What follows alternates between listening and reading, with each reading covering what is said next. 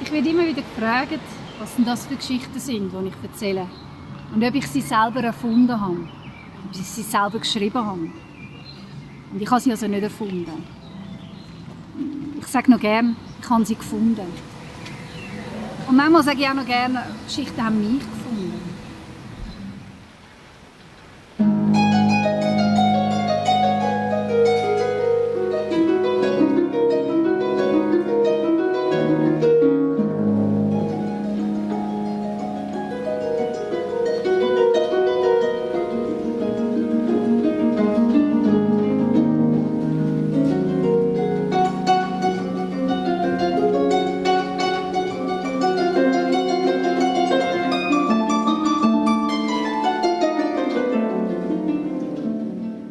Romane, die sind auf dem Weg seines Fernskönigs.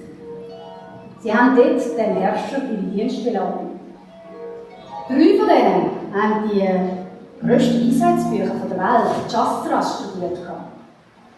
Der 4., der hat überhaupt nicht studiert. Der 4., der hat nur gesunden Menschenverstand. Als sie durch den Wald durchlaufen, kommen sie an einer Stelle vorbei, wo so ein Haufen Knochen übereinander gelegt sind. Verwunderung sind sie rundherum gestanden und schauen die Knochen an. Der meint bei was haben wir jetzt so viel gelernt? Bei was haben wir uns so viel Wissen angeeignet?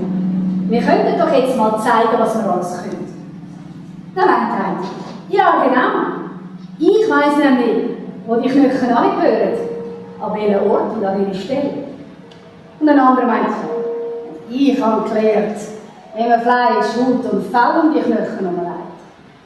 Und der zuerst geredet hat, sagt, ja, und ich weiss, wie man so einem Wesen Leben einhaucht, wie man ein heiliges Mantra ausspricht. Der 4., der hat nichts gesagt. Er war still. Vielleicht haben es die anderen nicht gehört. Vielleicht ist es auch nicht. Auf jeden Fall hat der Erste angefangen. Er hat die Knochen angefangen richten. Der 2. hat Fleisch, Haut und Fell umgebracht.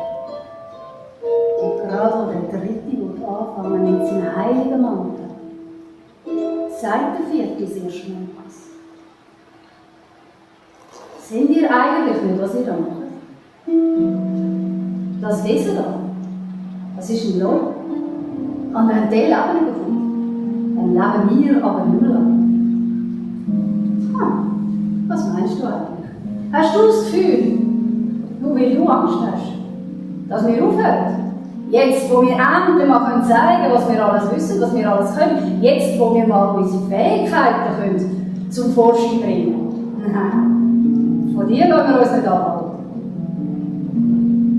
Gut.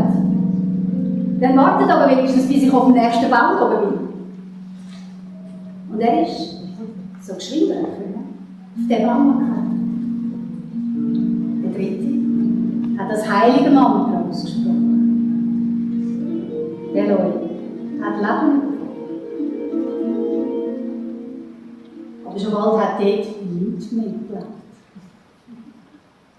Und der 4. Brahman ist irgendwann mal, wo der Läufer verschwunden war, wieder vom Baum benannt.